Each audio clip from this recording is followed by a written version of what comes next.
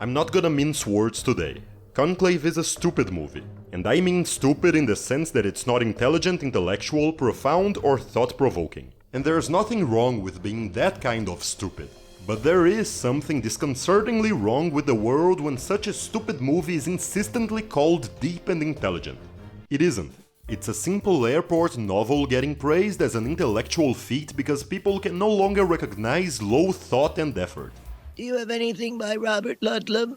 Get out. Conclave is not a bad movie. It's a fun watch. But it's Dan Brown, not Umberto Eco. And because I'm unable to witness people just having fun with the things they like, I am going to completely obliterate this movie.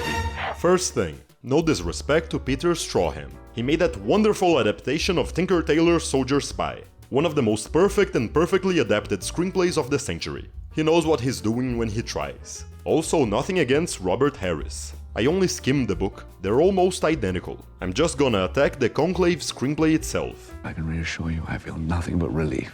The reason why I say this film is not intelligent or deep is simple. It lacks the three major aspects necessary to make a movie intelligent and deep: language, ideas, and debate.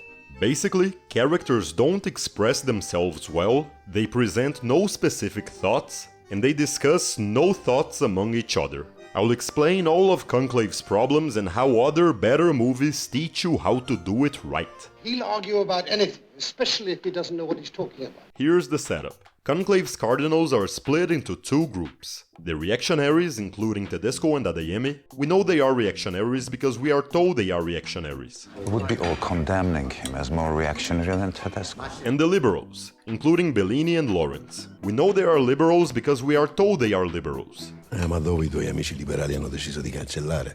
The dead language. Actually, Bellini's campaign promises are presented in the least dramatic and narratively creative manner imaginable. He directly tells us what they are. Tell them I stand for respecting other faiths, for tolerating other views within our own church. I wouldn't have been surprised if he had straight up quoted Monty Python and said he's pro-humanity and anti-bad things. This film is basically pro-humanity and anti-bad things. What happens throughout is that we get the most superficial stance on every subject. I stand for everything that Tedesco does not. And the big reason is because our characters, especially our boring protagonist Cardinal Lawrence, never engage with ideas.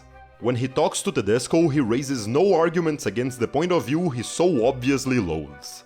When he talks to Bellini, it's only shallow strategic intrigue that's discussed. Never the important subjects we're told to believe they care so much about.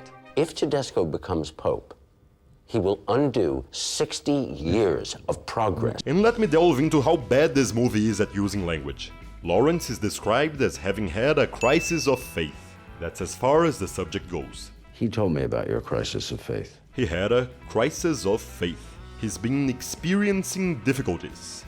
I've been experiencing difficulties. He lacks the spiritual depth to be Pope. Well, firstly, I lack the spiritual depth to be Pope. Funny, this movie lacks the linguistic depth to be smart. These word choices are vague, broad, unspecific. This language is weak. But you are a good man. I know you to be a good man. Here's a fun exercise to see why. From now on, every time I show a line of dialogue from Conclave, I want you to visualize the images the words create in your mind.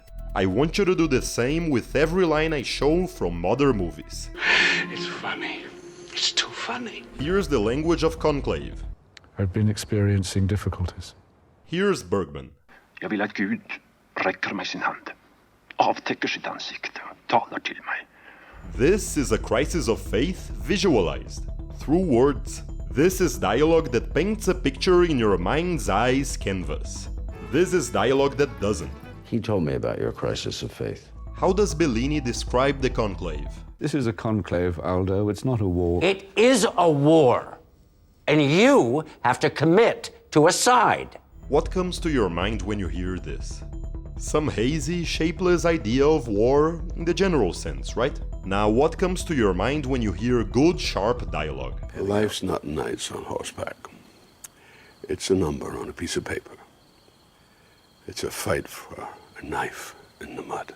I don't even need to answer that, it's self-evident. That's a clear, solid metaphor. Unlike this. It is a war. This is a scene about a supposedly experienced no-nonsense leader telling his naive colleague how the world really works. And the words sound like a memo left by the author to be turned into actual character-specific dialogue later on. How does that genius Tony Kushner write the same type of scene? What the fuck do you think this is, Sunday school? No, Roy, but this is gastric juices churning. This is enzymes and acids. This is intestinal is what this is. I'm not gonna pretend Pacino's volcanic performance doesn't help, but even then, Kushner's words are alive. Bowel movement and blood red meat.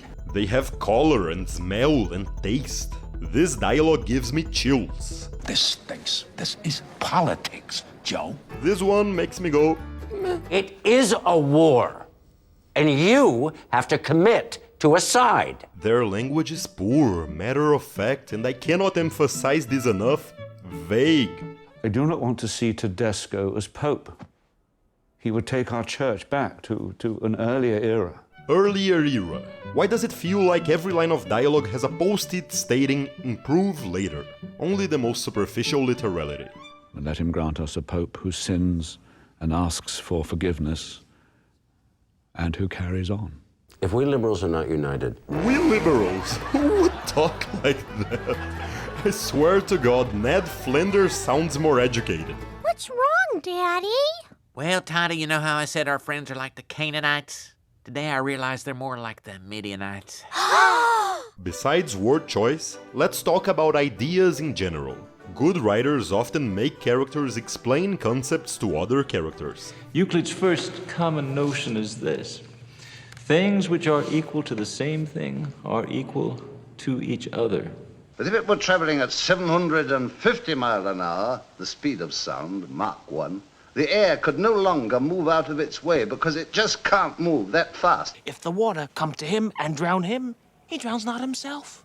Or gal, he that is not guilty of his own death shortens not his own life. It shows the film is interested in more than plot, it's interested in ideas. Conclave has endless opportunities to interact with ideas, but it doesn't.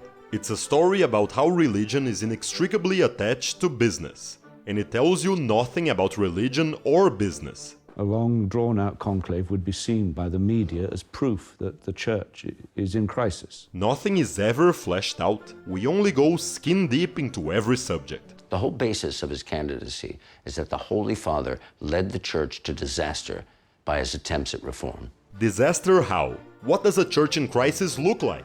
If you want a film about how religion meets business, for God's sake, watch Elmer Gantry. Wouldn't it be a much happier world if money was not the third arm of religion? This film about a con artist and evangelists in small-town America discusses deeply the business side of religion. And my expenses are high enough to run a factory. I practically do run a factory. This one about the highest-ranking ministers of Catholicism in the Vatican doesn't.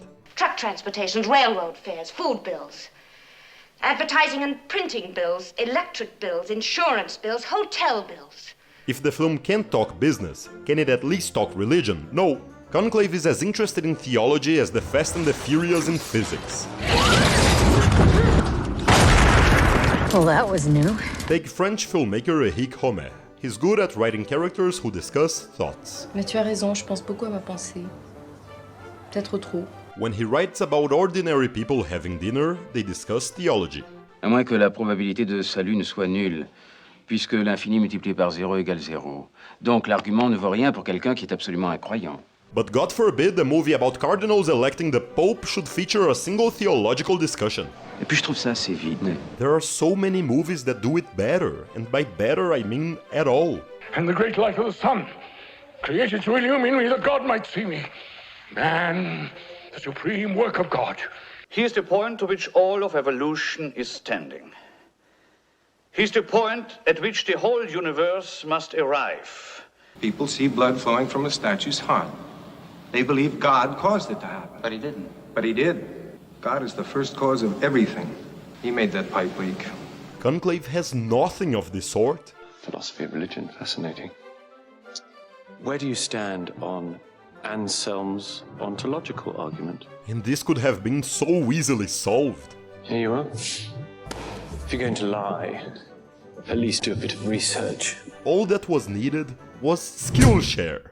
which happens to be this video's sponsor. What could be more appropriate than this bastion of thoughts and knowledge? Skillshare is an online learning community where experts can teach you just about everything you feel like. You'll have the ideas and skills to achieve intelligent writing in no time. You can learn languages, music, painting, creative writing, film editing, color grading, photography, animation, and yes, screenwriting. You can even learn exactly what's needed to deepen your thoughts by taking a philosophy class.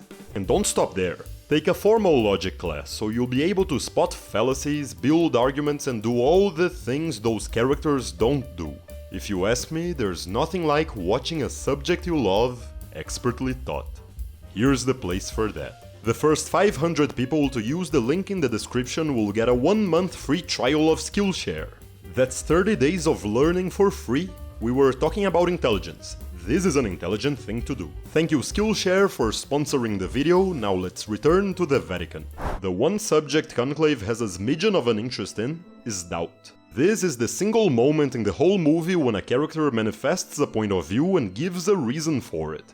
If there was only certainty and no doubt, there would be no mystery, and therefore no need for faith. Characters are visibly distraught by his words, but not a single one of them at any moment in the movie ever gives an opposing opinion. At most, these 7 words. Save your precious doubts for your prayers. I like this line. And doubt is such a common subject in religious discussions. Doubt can be attacked. Don't throw doubt on the most holy Orthodox faith. The faith founded by the most perfect legislator known to us. Doubt can be defended. To doubt is not blasphemy. When you say blasphemy, you mean don't dare disagree. Don't think. Don't doubt. But Tolstoy, Jefferson, Lincoln, they had the same doubts. The characters in Conclave never attack an opinion, nor do they defend it. There is no debate, no dialectic, no argument. In an actually intelligent movie, a character must defend his point of view against equally strong points of view. Take these words by John Osbourne. I agree with what you say, but the moment someone disagrees or objects to what you're saying, that will be the moment when you'll have to measure the strengths of your belief. How strong can Conclave's beliefs be when nobody faces them? If you want an intelligent film, watch Jean Anouilh's Becket. I'm surrounded by fools! Becket is the only intelligent man in my kingdom, and he's against me! It's about the friendship turned to rivalry between King Henry II and future Saint Thomas Becket. You have a different task to do. You have to steer the ship. And you? What do you have to do? To resist you with all my might when you steer against the Lord God. And its themes of politics, honor, and religion are discussed with real depth. You will strike a blow that will split church and state for a generation. If I do not strike it now, the church, as we know it, will not survive a generation. Here, we have intelligent characters using logic to present their opposing opinions. Don't you understand that when you attack my nobles, you attack me, and when you attack me, you attack England? There is more to England than the crown. Using metaphors to illustrate their arguments and question their opponents' arguments. The captain is sole master after God. Certainly God protects the ship by inspiring the captain, but I've never heard that he determines the wages of the crew nor instructs the paymaster in his duties. And as they should, characters use language beautifully. And there'll be 2 frozen statues trying to make their peace in a frozen eternity. These are intelligent characters. You just know that they like the video and subscribe to the channel. Round as an apple. Heck, maybe they've enjoyed me on Patreon. Pay up! And how about Robert Bolt's A Man for All Seasons? Because what matters is that I believe it, or rather know. Not that I believe it, but that I believe it. About the future St. Thomas More's refusal to accept Henry VIII as head of the Church of England. King Harry, stop killing Thomases! The film deals in depth with individuality, religion, and the law. And when we die, and you are sent to heaven for doing your conscience, and I am sent to hell for not doing mine, will you come with me? Bolt's dialogue boasts argumentation, verbal duels, and true intelligence put to the test, because there's no other kind. Arthur, that man's bad. There's no law against that. There is God's law. Then God can arrest him. While you talk, he's gone. And go he should if he were the devil himself until he broke the law. Characters use metaphors to color their thoughts. There are those like Norfolk who follow me because I wear the crown. There are those like Master Cromwell who follow me because they are jackals with sharp teeth and I'm their tiger. There's a mass that follows me because it follows anything that moves. Hypotheses to find the truth. Cut a great road through the law to get after the devil? Yes! I'd cut down every law in England to do that. Oh? And when the last law was down and the devil turned round on you. And when confrontation arrives, their words are weapons. You threaten like a dockside bully. How should I threaten? Like a minister of state with justice. Oh, justice is what you're threatened with. Then I am not threatened. Conclave goes out of its way to have the most passive and intellectually uncurious protagonist imaginable, and it separates the representatives of opposing ideas, so that their undeveloped thoughts never come to blows. The only time the film comes close to a possible debate is that terrible auditorium meeting close to the end. Tedesco speaks against the relativism of the liberals, in those broad terms. Ecco, finalmente qui vediamo il risultato della dottrina del relativismo, tanto cara ai nostri fratelli liberali. And he defends a religious war. How would that work? He'd have the Swiss Army Guard, all 135 of them, invade the Middle East? Or he'll yell like he's doing here but in public? Bellini finally has the chance to confront his nemesis, and what does he say? Del profeta Maometto! You should be ashamed. A meaningless stock phrase. I'm an idiot, then. Talk to me like an idiot. Then comes Benita's little speech, which I'm sure made the filmmakers really proud of themselves. What does he say? Let's not be violent. Let's look into our hearts. You find more depth in your aunt's Facebook feed. La lucha está aquí, dentro de cada uno de nosotros. La iglesia no es la tradición. La iglesia no es el pasado. La iglesia es lo que hagamos en adelante. That cardinal's name? Albert Einstein. This scene is amazing. Tedesco takes the stage and says nothing. Then Benitez stands up and says less. Read this thing. He doesn't say anything. Dear movie, I have a question for you. What have I ever done to make you treat me so disrespectfully? To conclude, there's this brief random scene that represents the movie perfectly. Benitez admires some turtles, saying they're clever. I thought I was imagining them. I love them. They're so clever. Then Lawrence immediately says that they get themselves run over. Well, here they keep escaping and being run over. Meaning that, no, they're not clever. They're stupid. Like this movie. When you talk about intelligent films, you should talk about Elmer Gantry, about Becket, about A Man for All Seasons. 3 masterpieces of language, thought and discourse that make you want to turn to Conclave and quote Cyrano. These, my dear sir, are things you might have said had you some tinge of letters or of wit to color your discourse. But wit, not so. You never had an atom. And of letters, you need but 3 to write you down. Ass. All winners of the Best Adapted Screenplay Oscar. And now the ranks will accept this. The film is taking writing award after writing award and the Oscar is inevitable. Oh well. Sometimes it's better to lose a case cleverly than to win it stupidly. But I hope you won't forget that in a world where this exists, We must just pray that when your head's finished turning, your face is to the front again. you should never accept this. And you have to commit to a side. And in case you're a fan of Conclave and you feel like I just killed it for you, take comfort in knowing that you're welcome. You've learnt something, my dear. It always feels at first as if you'd lost something.